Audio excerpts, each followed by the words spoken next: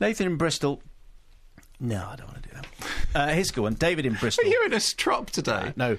So I saw Mark at my local bar in Bristol last Friday. It was raining quite heavily, and as he left with a lady friend to get into a taxi, I could see from his facial expression he was troubled, confused, and in a real quandary. As it was pouring with rain and he didn't have an umbrella, did he A, hold his briefcase above his own head and protect his carefully groomed trademark bonnet whilst walking to the taxi, or B, hold his briefcase above his lady friend's head to protect her and risk ruining his quiff? You'll be pleased to know he chose the latter, but he didn't half look silly following all the way around the car whilst holding what looked like quite a heavy briefcase above her head, then back around the car with it above his own. Anyway, I went to see Pan's Labyrinth yesterday, and his review and statement about it being one of the films of the year was spot on. Great. It's good to see he has more than one use. Can I just say, firstly, two things. Firstly, I was being chivalrous, but I know exactly the event, and as the joke goes, that was no lady friend, that was Ken Russell's wife. That was Lissy. That is the magnificent Lissy. And it is absolutely true that as we came out of the thing to go, because I was doing it on stage with Ken, I did have a moment in which I did genuinely wonder whether my hair was more important than hers. But it was fleeting, and I fought it. Let's very quickly do Don't Come Knocking. We've got a couple of minutes. No, that's fine, but I want a little bit of time with This is the Wim Wenders film that we spoke to Wim about. Last week. It played at Cannes last year, and it has apparently been recut since then, although it looked like substantially the same film to me. Co-scripted by Sam Shepard, who, of course, also wrote Paris, Texas, which is probably still Wenders' most famous movie, that and Wings of Desire, because I think it's now officially against the law to be a student unless you've got a Wings of Desire poster on your wall somewhere. I think they just won't give you the grant. Is that right? You have to have that Mark, and Betty Blue. No one has a grant anymore. Oh, really? No. Oh, OK, that shows just how long ago it was that I was there. A couple of governments ago. OK, fine. So, it's Broken Flowers on horseback. Is that right? Are there really no grants at all? No. OK, fine.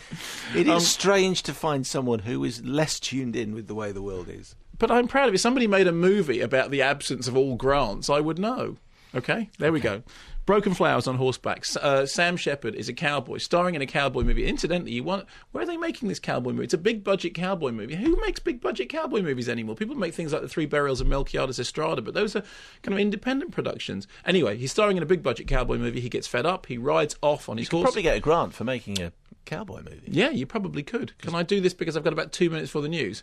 Goes off, finds his mum. His mum says, you know what, you had a kid that you didn't know about. He says, I didn't know I had a kid. She says, yes, Butte, Montana. So he goes to Butte, Montana, meets Jessica Lange, who is a sort of run-down waitressy character who, of course, autobiographically, Jessica Lange and Sam Shepard are, in fact, an item, which is why they don't usually work together, because one of them is at home doing the stuff, the other one is out working.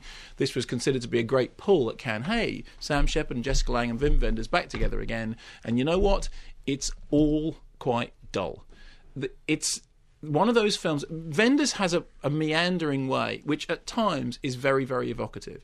In that documentary, Motion and Emotion, there's a German critic who, he says this to slag Wenders off, but it's quite right. He says, all Wim Wenders movies come down to the following observations. Women are strange, aren't they? And children are strange, aren't they? Let's put another song on the jukebox. And that is what all of Wenders' best work is about. The problem with you'd come in and said that last week. The problem with Don't Come Knocking is it's kind of, the romance of the Old West and the romance of the guy finding his son, but it's not Broken Flowers because it doesn't have the wit and insight of Broken Flowers. It's not as well directed as Wenders' movies classically used to be. I mean, there are whole scenes in which there's a sofa in the middle of a street and the camera wanders round and round and round it with all the air of a production that has completely lost track of itself. Tim Roth plays an investigator character who seems to have wandered out of another movie and could quite simply have been cut out of this film, which would have cut the running time down, much more substantially.